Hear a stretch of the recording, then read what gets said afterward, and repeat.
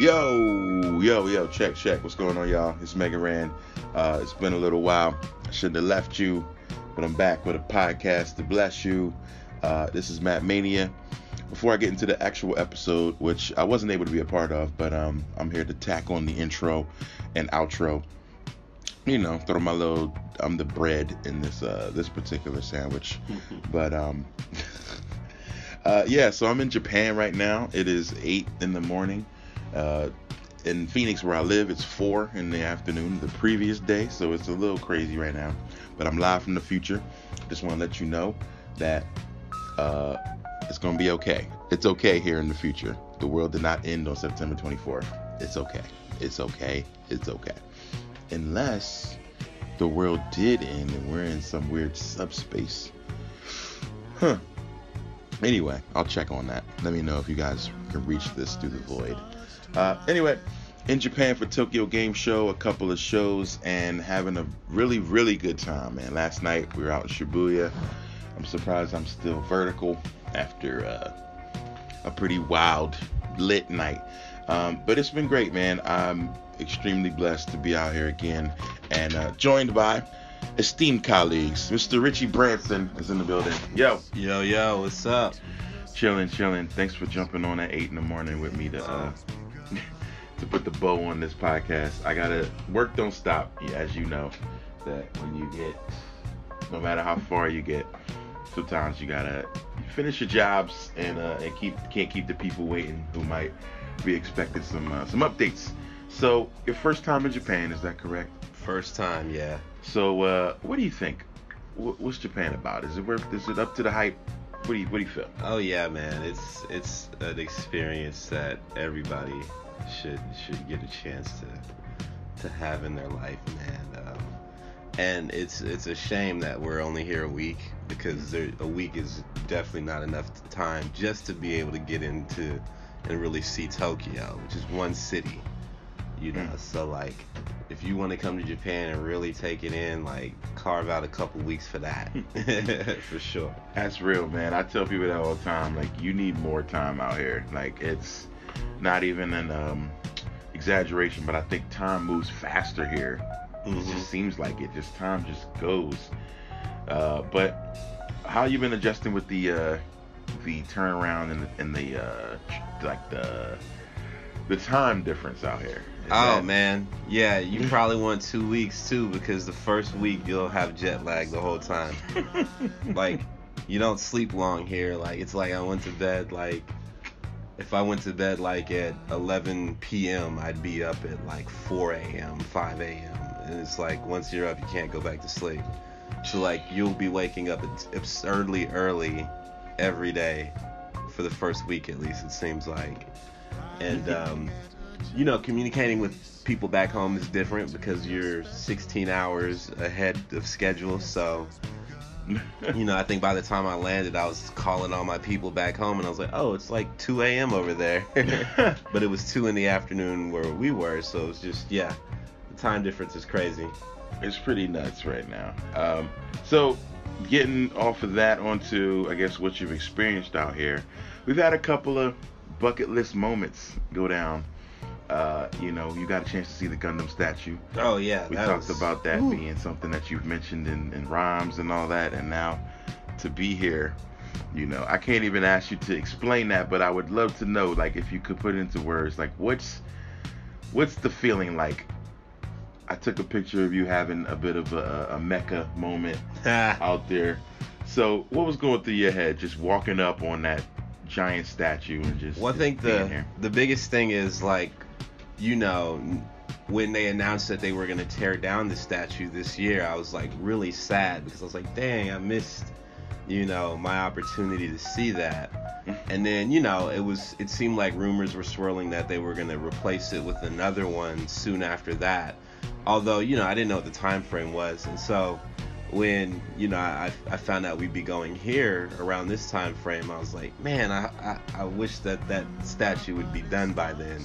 So, you know, we're going out, we're trying to figure it out, and I was expecting it to be like completely walled off or something, or at least have like a construction barrier where it kind of would obscure the view. And when we got out there, like, you could see the feet, and I was like, oh man, like, you know, I remember we were approaching the exit to the statue, and you could see these big ass feet like through the door, and I was like, oh shit, like, this is really happening. It's real. Yeah. So then we walked through, and you know, we're looking at this RX-0 Unicorn Gundam, and it was the greatest feeling in the world, because yeah, Gundam Unicorn is probably my second favorite, if not favorite, specific series within the Gundam the universe of Gundam. So to see that was like, oh my god, you know, like, yeah, I lost my mind. Yeah, I did a good job of keeping my cool though and not freaking out, but you know, inside, like, if you guys could hear what was going on inside, it was like, I got to like, yeah, I was wilding, yo. Oh man. All right, so outside of time and all that things, like, what's the biggest, I guess, difference in culture out here that you've noticed from the U.S.?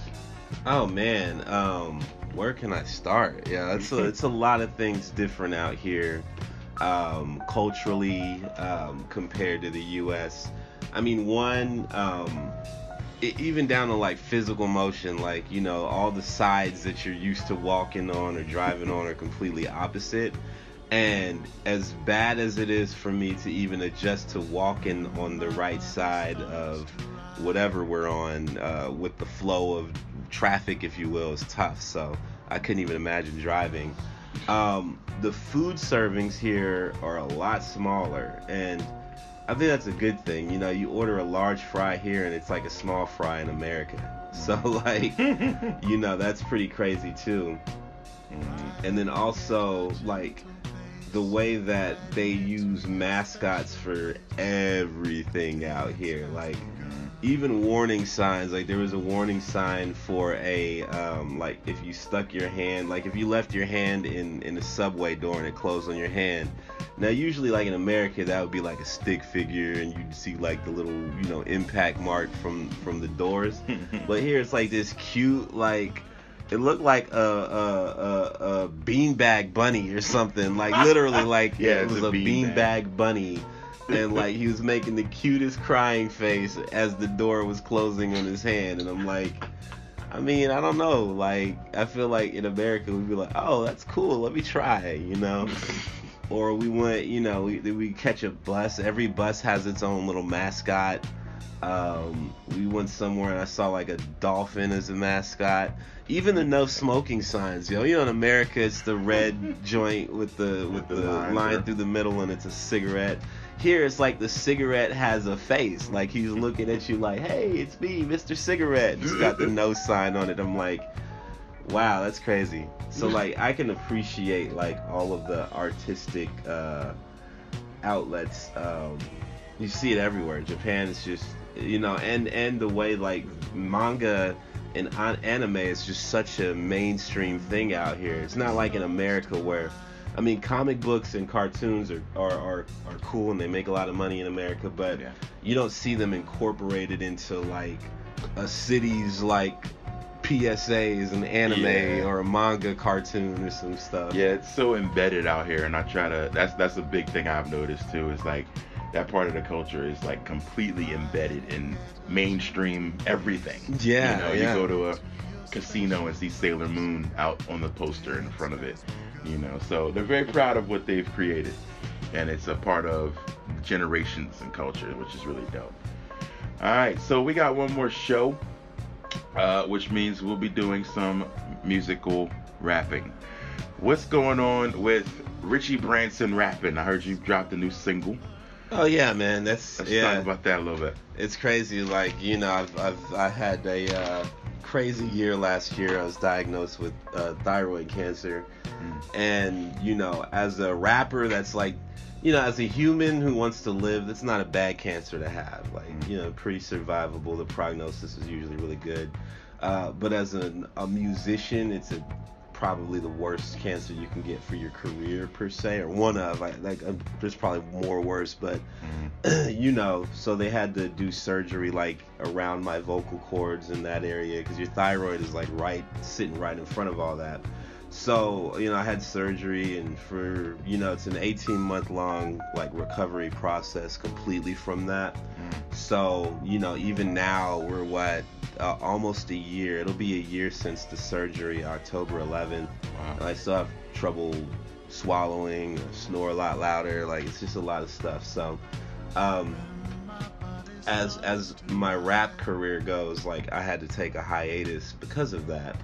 But I've kind of gotten to a point where I've really been able to record and be happy with what I was recording. And so I dropped the comeback song of sorts called Imperfect Cells, which is a pun, on Dragon Ball, but also, speaking to what cancer is, which is really imperfect cells and how you can get through that.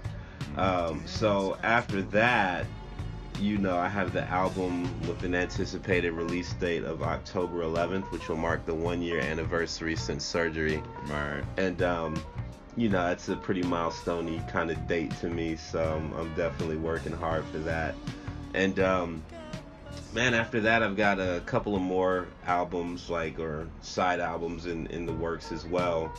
I've got the Space Noids joint that's like a Gundam-inspired album, and I'll probably bring back Otaku Tuesdays for a little bit and keep it moving. Nice. That's what's up, man. I know myself and others are really happy to see you back on the mic and on the comeback trail. I've been waiting for this album for a minute, so I'm really excited about it.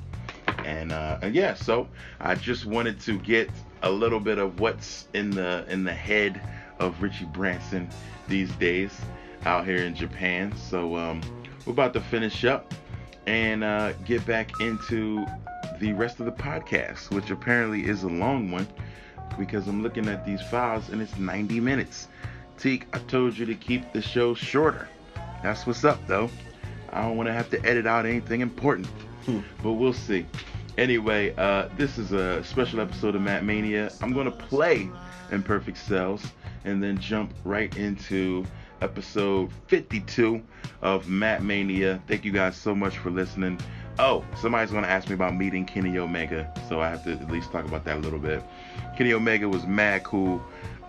Here's a guy that is arguably the greatest wrestler in the world right now. And him and I have talked on Twitter a lot through DMs and things, and I always talk about, hey, if I'm ever in Japan, I got to see you. And he's like, yeah, absolutely. And then, we know as many people as we talk to in this industry and several industries, let's get up is probably the most common thing said and not followed up on. So I wasn't necessarily expecting to see him, but when I heard he was at Tokyo Game Show, we were doing an interview with Kotaku.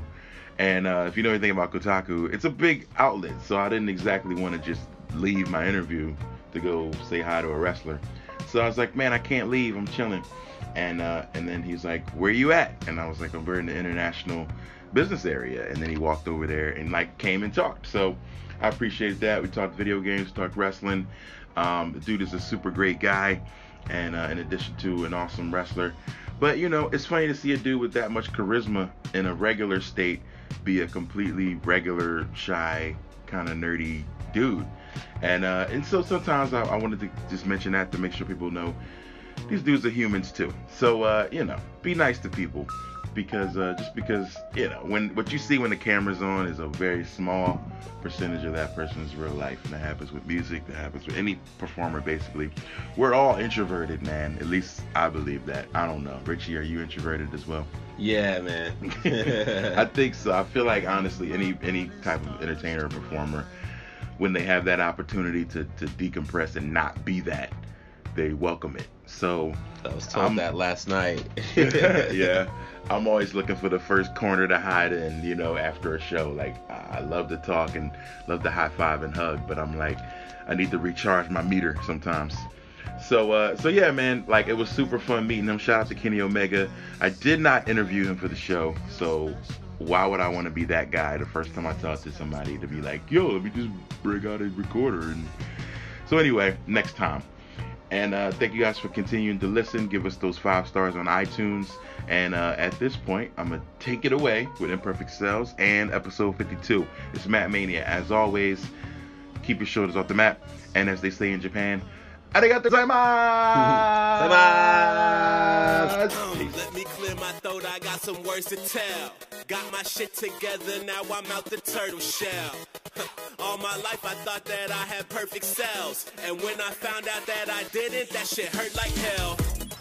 Hold up, shout out to my surgeon. Without him, I don't think that I could wild out on these verses. Rising to the surface, had to keep my eyes on purpose. Now I'm never running out of bars like Verizon service. Switching up like Sprint, can you hear me now? My voice ain't the same, I'm just trying to fill it out. When they wheeled me out the doctor's office, I was feeling proud. Till I got that first bill, it was 50,000. Never stressing over money, I'm just glad to be alive. Guess I got a role to play, not talking about Persona 5. Sorry for the wait, I just had to take my time. Drill breaking through the sickness, now I'm racing to the sky. I'm not perfect, I'm not perfect. I'm still working my way back up to the surface. Sometimes you gotta go through hell to find your purpose. I don't fuck with negativity, bitch, I'm allergic. Look, I'm not perfect, I'm not perfect. I'm still working my way back up to the surface. Sometimes you gotta go through hell to find your purpose. I don't fuck with negativity, bitch, I'm allergic. I appreciate your patience. I was just a patient. Medication had me faded. That shit felt like a vacation. Still remember when my album was the most anticipated. Now I'd be surprised if anyone remember what my name is. When they hear me on a track, they like, oh, it's so-and-so. Everybody call me king. Now I don't even hold a throne. When they told me I had cancer, that shit hurt me to my soul. Hope my daughter doesn't get my less than perfect chromosomes. Look, no Adderall, but I'm focused now. Move my family to Oakland now. I'm still holding out for good results on my ultrasound. Can't smoke an ounce, but I still roll up in low amounts. Now I'm showing out, talk shit like a motherfucking troll account. Not perfect, but I'm hopeful. Treat my daughter like a good father supposed to. When she need to pay tuition, instant transmission like Goku. Whipping in that Maserati, drifting like a Hachiroku. I'm not perfect, I'm not perfect. I'm still working my way back up to the surface. Sometimes you gotta go through hell to find your purpose. I don't fuck with negativity, bitch, I'm allergic.